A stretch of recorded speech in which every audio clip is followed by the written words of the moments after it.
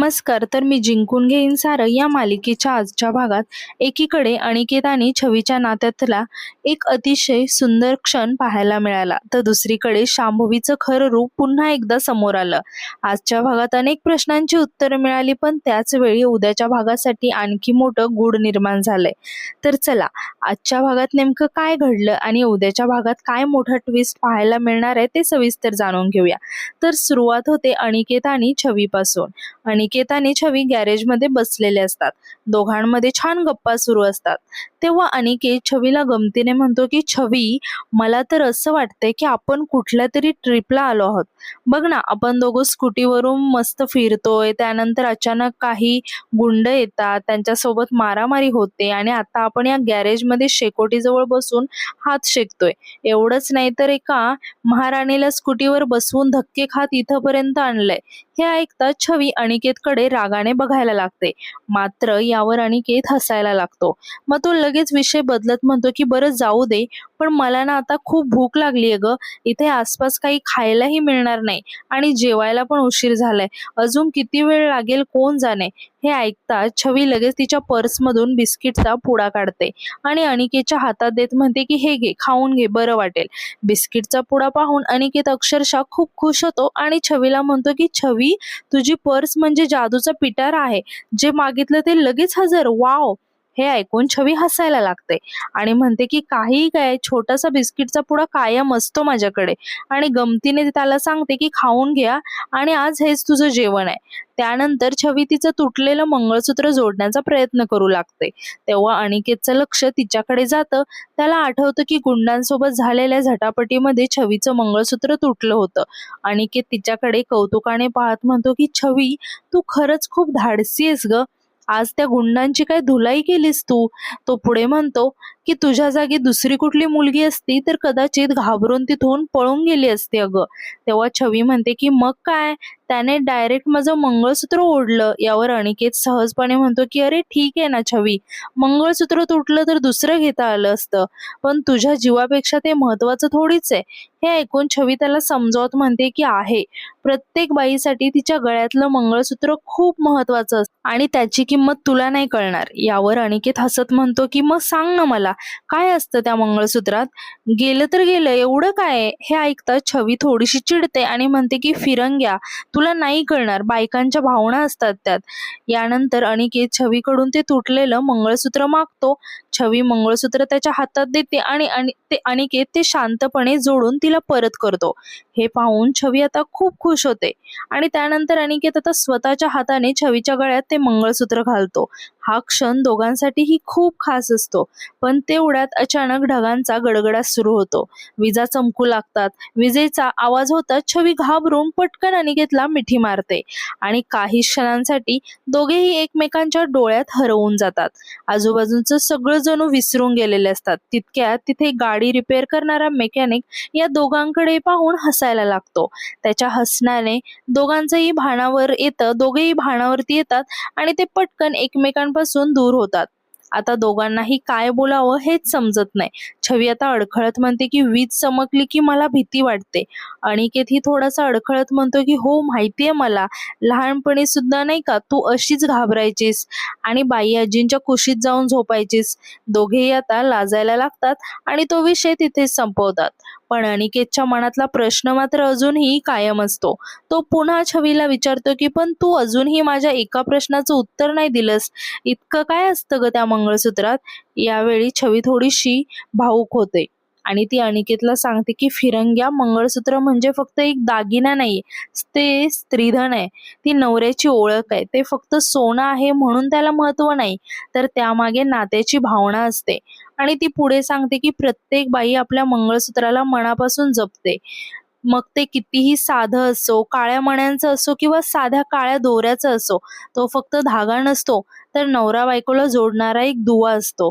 आपल्या आयुष्यात कोणीतरी खास व्यक्ती आहे, व्यक्ती आपल्या आयुष्यात कायमची आहे, याची ओळख म्हणजे हे मंगळसूत्र. नातं हे नेहमी न बोलता विश्वासाने आणि प्रेमाने जपायचं असतं. हे मंगळसूत्र शिकवतं, म्हणूनच त्याला इतकं पवित्र मानलं जातं. छवी पुढे मंगळसूत्रातील काळ्या मण्यांचाही अर्थ सांगते. आणि ती म्हणते की संसाराला बाहेरच्या लोकांची दृष्ट लागते असं म्हणतात ना, पण खरं तर नवरा बायकोमध्ये असलेल्या अहंकाराची, रागाची, मतभेदांची आणि गैरसमजांची दृष्ट लागू नये ना, म्हणून या काळ्या मण्यांना एक प्रतिकात्मक महत्त्व दिलं जातं. अनिकेत मात्र छवीचं हे सगळं बोलणं खूप लक्षपूर्वक ऐकत असतो. आता यानंतर छवी त्याला सांगते की नव्या नवरीच्या मंगळसूत्रात 2 वाट्या असतात. अनिकेत आश्चर्याने विचारतो की असं का?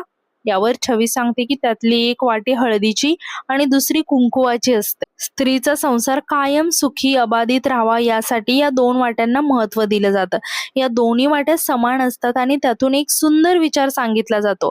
संसारामध्ये नवरा आणि बायको या दोघांचेही समान हक्क असले पाहिजेत. संसार कधीच एका व्यक्तीच्या आधारावर चालत नाही. तो दोघांच्या साथीने, समजुतीने, विश्वासाने आणि प्रेमाने पुढे जातो. आणि छवी बाई आजींची ही गोष्ट आठवते. जर एकाने घर पसरलं तर दुसऱ्याने ते आवरायचं असतं. संकटात एकमेकांना सावरायचं असतं. भावनेच्या भरात वाहून न जाता विश्वासाने आणि प्रेमाने संसार उभा करायचा असतो. आणि शेवटी ती अगदी सुंदर शब्दात सांगते की मंगळसूत्र म्हणजे फक्त काळे मणी नाहीत, तर नवरा बायकोच्या सुखी संसाराचं सूत्र आहे. भांडणं असतील, रुसवा फुगवा असेल, अबोला असेल, तरीही प्रेमाने तो संसार पुढे नेत राहायचा असतो. हेच मंगळसूत्र शिकवतं. आता छवीचं हे बोलणं ऐकताना अनिकेत पूर्णपणे तिच्या विचारांमध्ये हरवून गेलेला असतो. छवी त्याला आता आवाज देते, पण त्याचं तिच्याकडे लक्षच नसतं. शेवटी ती पुन्हा आवाज देते आणि आता अनिकेत भानावर येतो.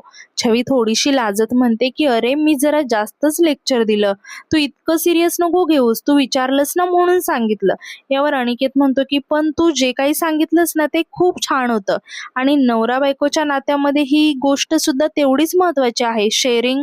यावर आता छवी म्हणते की बरं चल, पाऊस यायच्या आत आपल्याला निघायला पाहिजे. आता दोघेही उठतात तेव्हा मेकॅनिक त्यांच्याजवळ येतो आणि छवीला म्हणतो की ताई, तुम्ही किती छान बोलता हो. तुम्ही जेवढं काही सांगितलं ना ते सगळं मी माझ्या बायकोला जाऊन सांगणार आहे.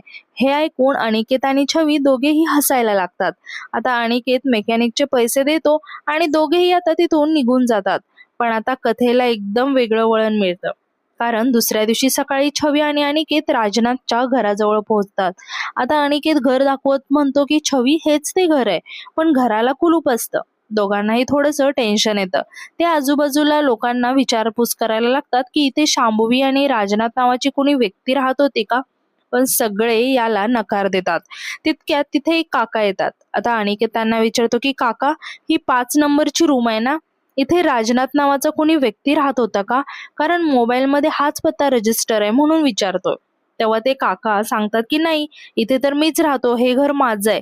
राजनाथ नावाचं कोणी इथे राहत नाही. हे ऐकून छवी आणि अनिकेत दोघांनाही मोठा धक्का बसतो. मग ते शांभवीचा फोटो त्या काकांना दाखवतात आणि विचारतात की या मुलीला तुम्ही कधी पाहिलंय का? काका आता ते फोटो पाहतात आणि म्हणतात की हो, ही मुलगी तर इथेच राहायची. आता अनिकेत लगेच विचारतो की शांभवी, शांभवी नाव आहे ना तिचं? पण ते काका सांगतात की नाही, तिचं नाव विनिता होतं. हे ऐकतात छवी आणि अनिकेत पुन्हा शॉक होतात. आता काका ठामपणे सांगतात की हो, ही विनिताच आहे. आता यानंतर अनिकेत विचारतो की तिच्यासोबत आणखी कोणी राहत होतं का? तेव्हा ते काका सांगतात की तिचा नवरा पंकज आणि त्याची मोठी बहीण जवळपास 6 महिने ते भाड्याने राहत होते. नणंद भावजाईचं कधीच जमलं नाही. त्यांचं आपापसात पटत नव्हतं. आता काका पुढे सांगतात की माझं 6 महिन्यांचं भाडंही त्यांनी थकवलं आणि नंतर अचानक पळूनही गेले. मी पोलिसांकडे तक्रार केली तेव्हा पोलिसांनी सांगितलं की हे लोक दुसऱ्याच नावाने राहत होते आणि लोकांची फसवणूक करत होते आणि पळून गेले. आता अनिकेत आश्चर्याने विचारतो की पण हे सगळं तुम्हाला कसं कळलं? काका सांगतात की पोलिसांमध्ये तक्रार केल्यावर आम्हाला सगळं समजलं. ते आता पुढे सांगतात की पंकज लोकांना फसवून त्यांच्याकडून पैसे घ्यायचा आणि नंतर पसार होत असे. आता हे ऐकून छवी आणि अनिकेत दोघेही हादरून जातात. आता छवी म्हणते की म्हणजे शांभवी नाही विनिता आणि राजनाथ नाही तर पंकज. आता यानंतर ते काका तिथून निघून जातात. आता छवी आणि अनिकेत एकमेकांशी चर्चा करायला लागतात, पण त्यांना कल्पनाही नसते की त्यांच्या प्रत्येक हालचालीवर कोणीतरी नजर ठेवून आहे. आता राजनाथ दूर एका गाडीआडून हे सगळं पाहत असतो.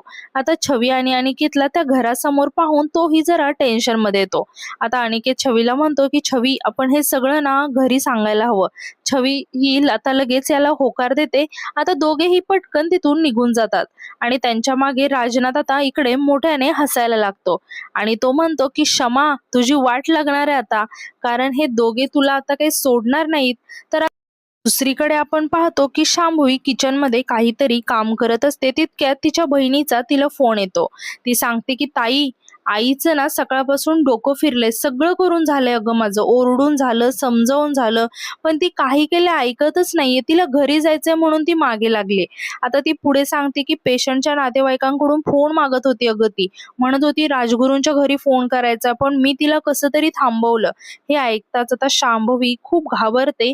ती आपल्या बहिणीला सांगते की मी तिथे येईपर्यंत तिच्या हातात कुणाचाही फोन लागू देऊ नकोस. तिच्यावर लक्ष ठेव, मी आले की बघते.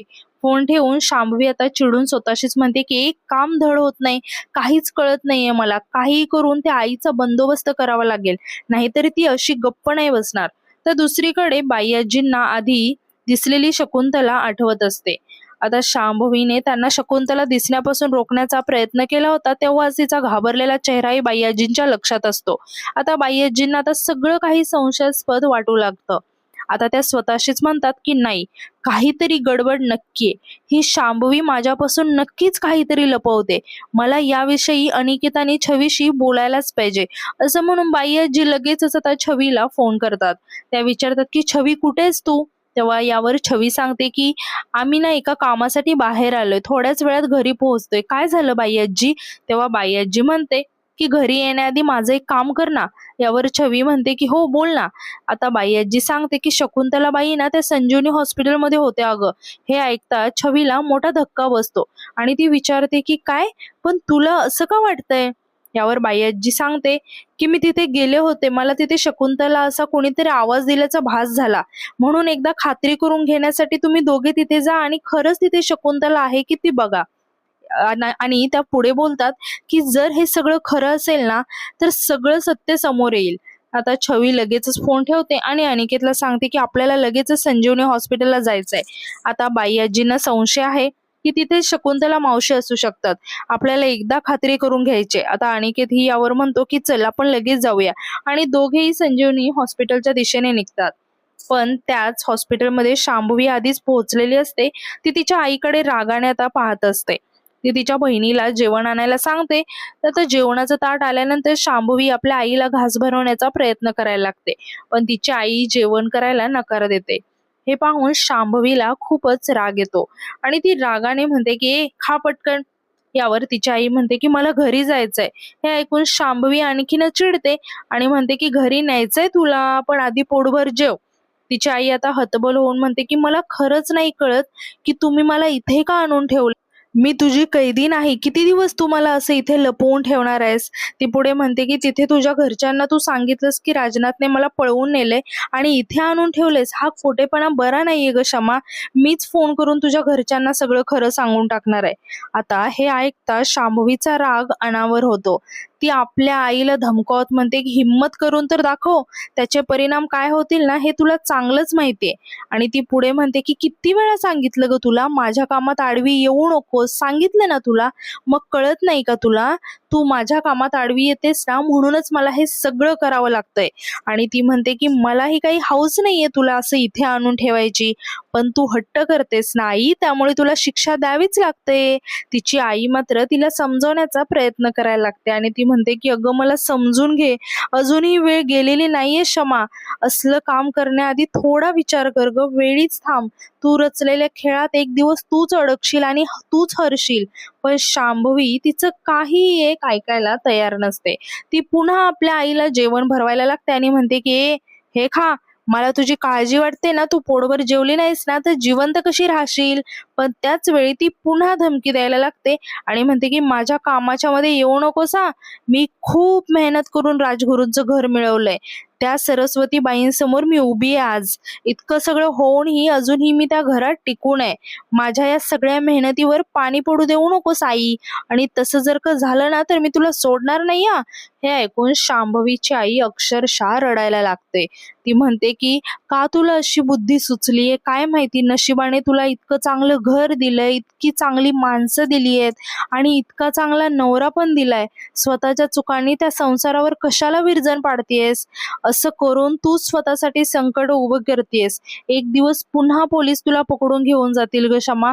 हे ऐकून शांभवी आता पुन्हा संतापते आणि ओरडून म्हणते की मी काय करायचं हे तू मला शिकवायचं नाही.